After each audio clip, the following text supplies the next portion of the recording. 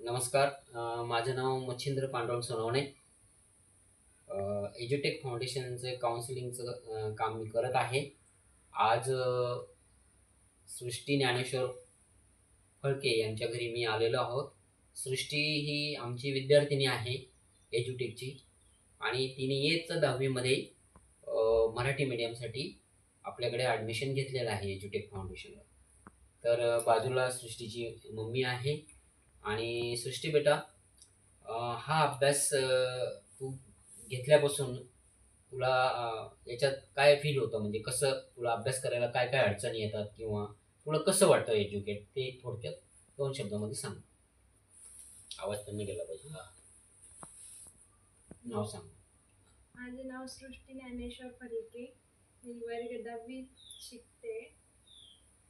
मी पहिलीच वेळेस अभ्यास करते ऑनलाईनमध्ये. पहिल्या अडचणी यायची म्हणजे 1-2 वेळेस नव्हतं जमत ॲप ओपन करणं, डबल लिंक यायचं, क्वेश्चनचा प्रॉब्लेम यायचा. पण 2-3 वेळेस केल्याच्या नंतर नंतर म्हणजे प्रॅक्टिस झाल्यामुळे नंतर जमायला लागलं. आता मस्त जमतंय, क्वेश्चन चांगले येते. ॲपमध्ये पण सगळं एकदम भारी आहे, शिकवणं ते एकदम मस्त आहे. आपल्यासाठी म्हणजे आपल्याला पहिली म्हणजे आपण जेव्हा शाळेत जातो तेव्हापासून तर शेवटपर्यंत आपल्याला ॲपमध्ये अभ्यास केला जातो. आणि आपल्याला काही समजलं नसेल तर आपण परत व्हिडिओ पण बघू शकतो.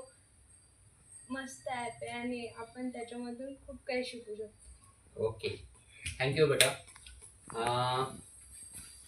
मित्रांनो, सृष्टीचं म्हणणं आहे, सुरुवातीला जेव्हा मी एज्युटेकचा अभ्यास सुरू केला तर काही तांत्रिक गोष्टी आल्या होत्या. म्हणजे नेट न चालू होणे, मोबाईलचं काही लिंक न येणे, आणि ऑनलाईन क्विज जॉईन करताना तिला थोडा त्रास झाला, कारण बऱ्याच ठिकाणी नेटवर्कचा प्रॉब्लेम येतो. तर आता तिचं म्हणणं आहे माझं सर्व सुरळीत झालेलं आहे. तर मुलांना काय सांगणार तू? 10वी 8वी 9वी 10वीच्या मुलांना काय तुझ्याकडनं मॅसेज आहे की त्यांनी याच्यात अभ्यास करायला पाहिजे, की या तंत्रज्ञानाचा अवलंबन करायला पाहिजे?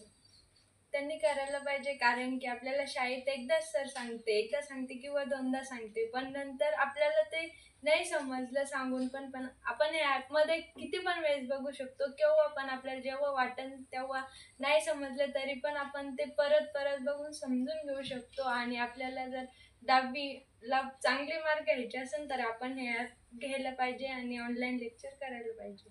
Okay, thank you. थँक्यू बेटा.